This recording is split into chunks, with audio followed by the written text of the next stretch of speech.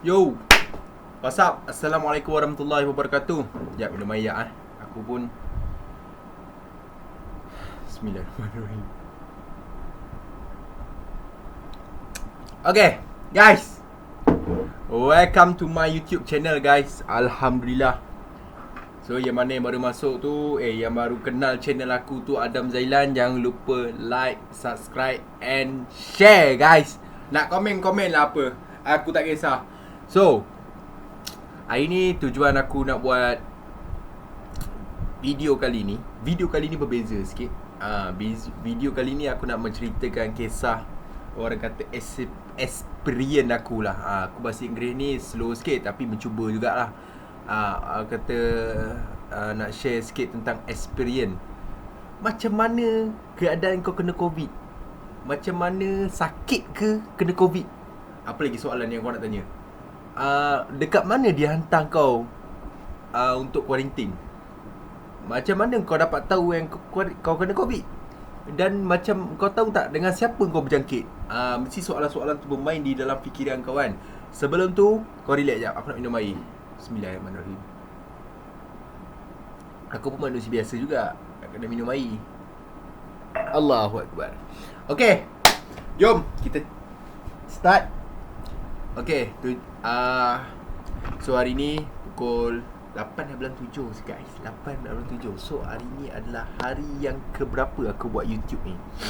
So korang doakan aku, semoga aku cecah, aku nak capai impian aku. Aku takkan cerita apa impian aku, tapi aku nak korang doakan aku semoga capai impian yang aku nak. Dalam buku ni semua tertulis apa yang aku nak capai dalam YouTube ni. Aku memang mana-mana aku bawa, mana-mana aku pergi, aku akan bawa buku tu. Aku dapat jadi dia konten, aku tulis, supaya aku dapat ceritakan konten apa aku dapat ceritakan, idea tu untuk aku jadikan konten. Okay, so tajuk tajuk hari ni adalah, tajuk video ni aku nak ceritakan pengalaman aku masa kena COVID-19. Sakit ke? Macam mana kena tu? Soalan tu aku nak jawab lah tu. Sabar jap. Bismillah dulu. Okay, so aku positif COVID bulan 3. Bulan 3 aku positif COVID dekat mana? Kat Selayang. Selayang lah aku dapat tahu yang aku positif COVID. Masa tu aku duduk dalam satu rumah. Dalam rumah lah kan. Aku ada kawan aku semua. Masa tu bukan PKP, bukanlah, maksudnya PK. Adalah jugalah, maksudnya boleh balik kampung macam tu lah kan. So waktu tu aku pergi keluar dengan kawan aku, ada kursus tentang agama lah. Jadi bila aku pergi tu 3 hari aku keluar. And then bila aku balik, aku dah sebenarnya, aku masa aku duduk dalam rumah tu, sebenarnya aku dah nampak dah yang kawan aku dah demam 1 hari tu. Macam pelik demam kan. Tapi aku tak fikirlah positif COVID kan. Aku pun tak nak fikirlah COVID, sebab aku pun kalau fikir buruk dapatlah buruk kan. Aku fikir macam demam biasa ni, macam tu aku fikir. So aku pun buat macam biasa. And then bila dia demam, and then dia balik awal. So aku dapat tahu yang esok tu bila dah balik tu, dah habis kursus semua tu, aku balik, aku dapat tahu yang kawan aku positif COVID. Dan aku pun terlibat lah dekat dalam orang kata satu bumbung dengan positif COVID. Jadi aku dah terbabit dengan COVID. So aku pun buat keputusan, aku tak nak buat swab test sebenarnya. Sebab buat swab test ni bagi aku, dengan duit lagi, modal lagi, aku masa tu dah lah agak challenge sikit kan. Bila tengok dompet tu, dompet ni kan, dompet aku ni, kalau kau tengok boleh buat magic tau. Ada tak ada, itu dompet aku. Yang ada cuma kad Petron dia. Itu memang sentiasa ada dengan IC, lesen semua ada. Yang tengah-tengah tu dia ada tak ada, itu memang selalu jadi. Tapi aku harap lah lepas ni, InsyaAllah lah, kita doakan aku semoga murah rezeki dan melimpah rezeki seperti air zam-zam yang bertibaran di atas muka bumi ni. Nampak tak dia punya doa dia tu? Doa ni aku dengar daripada Dinofa lah, dia share kan doa apa yang digunakan. So kat mana kita tadi? Lepas aku dapat tahu yang kawan aku positif COVID, aku Tak, masa tu kena pergi swab test. Jadi aku ke swab test. Aku daripada Selayang tu aku kena pergi swab test ke Shah Alam. Sebab kawan aku kat sana. Jadi aku buat keputusan, okey aku buat swab test. Masa tu tak ada duit tau, tak ada duit. Cakap pergi je lah dulu kan, tawakal lah pergi. So daripada Selayang aku terus pergi Shah Alam. Jauh agak lah, berapa minit ke, 30 minit ke aku bawa motor. So sampai Shah Alam tu, aku terus WhatsApp member aku, cakap kau kat mana kan. So jumpa kat klinik. So dalam pada masa yang sama kita ambil swab test sama-sama. Alhamdulillah lah masa aku ambil swab test tu, ada orang dalam tim aku, sahabat-sahabat aku dalam tim aku, diorang sponsor aku. Alhamdulillah rezeki Allah bagi kan, diorang murahkan rezeki kan. So orang sponsorkan aku, iaitu ambil swab test PCR. Ui mahal ke 200 tu. Wai, terkejut ke aku 200. Lebih aku bayar duit motor kan 200.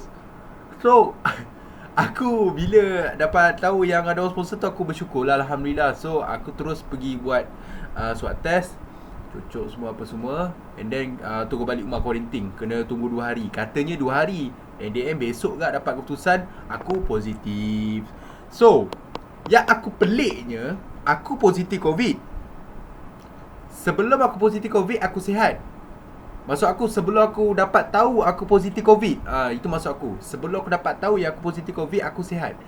Selepas aku dapat tahu yang aku positif COVID, pukul 2 petang aku dapat tahu. Malam tu dalam pukul 10, pukul 11, tiba-tiba lah rasa demam lah, sesema lah. Lepas tu sakit perut lah. Sakit perut tu memang sakit. Memang orang kata sakit lah. Maksud tu yang aku pelik tu kan. Kenapa baru nak sekarang sakit kan? Kenapa masa hari semalam tak sakit kan? Itu aku pelik tu. Selepas swab test dapat keputusan baru sakit. Mungkin orang kata psycho kau tu. Bila dah positif ni dia macam kacau kau tu. Macam tu lah, kau dah sakit lah, itulah ini lah. Okay, so nak kata sakit tu sebenarnya COVID ni, ada orang bila aku tanyakan pengalaman dia kena COVID, ada orang kata tak sakit. Dia dapat keputusan positif. Dia duduk rumah, dia quarantine. Bila ambil terus bawa pergi ke pusat quarantine, sama ada Maib atau Sungai Buloh.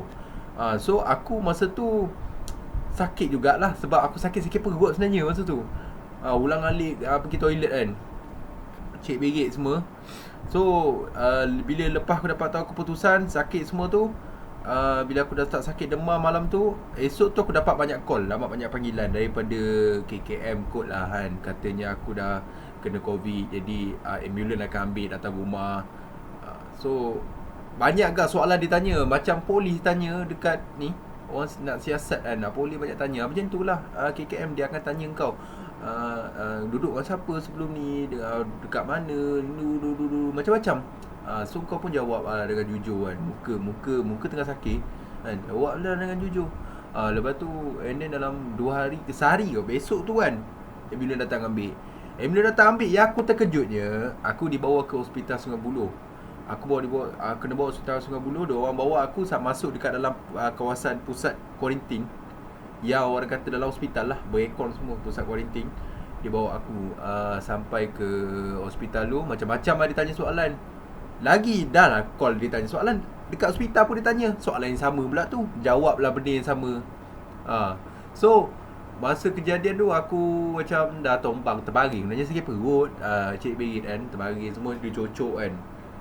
Bila dia lepas dia cocok tu, dia biarkan tempat cocok jarum tu. So bila dah settle tu, aku tunggu hampir 1.5 jam biar aku tunggu kat dalam hospital tu. Bukan dia baring lah, maksudnya aku letak katil. Aku tunggu 1.5 jam. Rupanya nak tunggu ambulans ambil lagi. Aku cakap banyak betul ambulans ambil aku. So bila ambulans ambil tu, aku 1.5 jam dia bagi aku keluar. Masa tu aku naik, diorang tolak aku kot pakai apa orang panggil tu, wheelchair kan. Diorang tolak aku sampai dekat ambulans tu. Aku naik ambulans, aku cakap mana lah diorang nak bawa aku ni. Aku fikir diorang bagi Maib tau. Maib kan, Maib ramai member pula, ramai positif tau. Semua ada kat sana. Dia bawa sampai ke Sungai Buloh. Dia bawa sampai ke dia bukan hospital Sungai Buloh lah. Dia macam dia kawasan, bila aku datang situ kan, bila aku baca ward macam mana, dia kawasan kuarantin. Dulunya dia buat orang gila. Macam tu. Ward orang gila kat situ dulu. Tapi dia jadikan pusat kuarantin. Bila kau datang situ, dia punya bangunan dia semua lama-lama tau. Kayu-kayu semua. And then bila kau kuarantin, kau akan nampak seberang sana ada orang. kat seberang sana ada orang. Contoh siapa tau? Kau tengok warga-warga emas yang orang kata tak ada keluarga yang duduk situ. Ada dalam 6 orang warga emas aku nampak duduk situ. Hampir dah 10 tahun ada aku nampak. So aku hantar kat situ quarantine dekat Sungai Buloh tu. And then aku bila lepas aku dah hantar tu, dah sampai situ,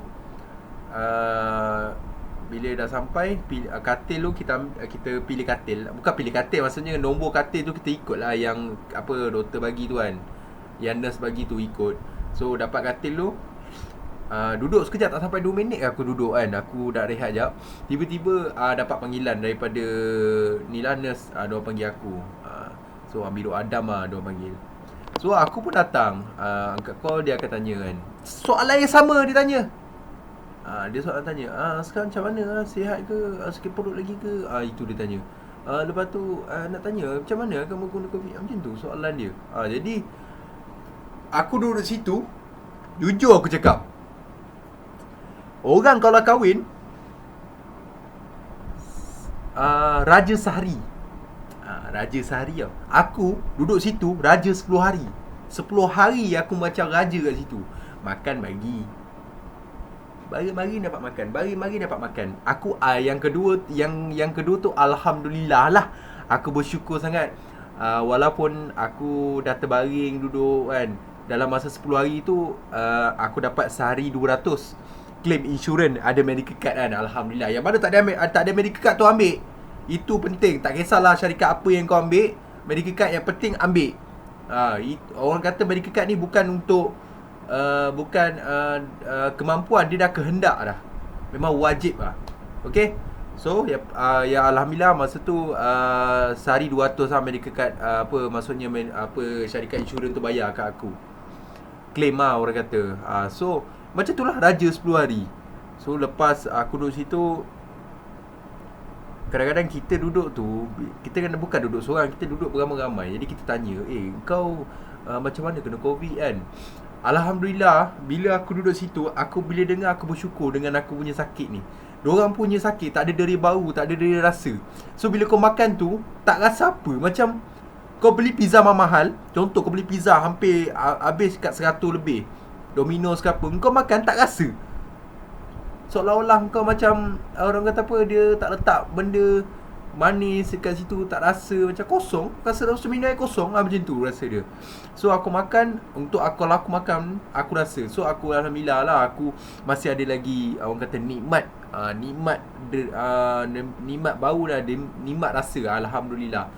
So aku bila duduk dengan diorang tu, aku dengar cerita diorang kata diorang kena positif sebab kilang. Kebanyakan aku dengar hampir 50% kat lah kilang. Dalam tu tak ramai pun, dalam aku agak-agak dalam 12 orang dekat dalam pusat kuarantin tu. Tak macam Maim beratus, tapi dekat dalam pusat kuarantin 12 orang ke. So 12 orang tu aku tanyalah, ada dia kata kait rapat dengan keluarga, ada kait rapat dengan pekerja kilang, macam tu lah. So bila aku duduk situ kan, dengar pengalaman orang-orang kat kuarantin lah, dia sembang, jadi mendapatkan silaturahim, orang kata dah kenal lah, macam duduk asrama kan. Bila kau duduk situ, doktor setiap hari akan call kau, tanya, kau Encik Adam, ada sakit apa lagi tak? Sakit perut lagi tak? Dia akan tanya setiap hari, dia tanya sampai kau habis 10 hari. Habis 10 hari, hari terakhir tu doktor beritahu kamu takkan dijangkiti COVID sebab kamu dah kena, dia kata gitu. Kamu takkan dijangkiti COVID sebab kamu dah kena COVID. So dalam masa 6 bulan atau 3 bulan dia beritahu aku, something like that lah. Dia kata dalam badan aku masih ada COVID. So 3 bulan tu kan, kalau buat swab test confirm positif. Dia kata macam tu. Sebab dalam badan aku masih ada masih ada COVID tu. So kalau aku quarantine 10 hari tu, lepas aku keluar tu, itu bermasuk dalam badan aku ni masih ada lagi corona tu, tapi dah mati lepas 10 hari kau quarantine tu lah. So macam tu lah ceritanya, macam mana pengalaman aku kena COVID. Aku ceritalah sedikit kan, apa yang ada kat dalam pusat kuarantin tu. Macam tu lah. Aku setakat ni dapat dekat Sungai Buloh kan. So aku tak tahulah macam mana suasana dekat my apps. So aku cerita yang mana yang berdasarkan pengalaman aku lah. Okay guys, so terima kasih watching my video, dan terima kasih support aku. Jangan lupa like, share and subscribe aku punya channel aku. So doakan aku berjaya dekat dalam YouTube, dan doakan aku berjaya dekat dalam bisnes yang aku akan buat, iaitu bisnes aku jual baju branded. Aku akan cerita aku akan pakai baju tu, dan aku akan share lah pada korang baju apa yang aku pakai, baju macam ni branded apa ke. Okay, so thank you guys for support, thank you for watching. Gerak dulu. Assalamualaikum.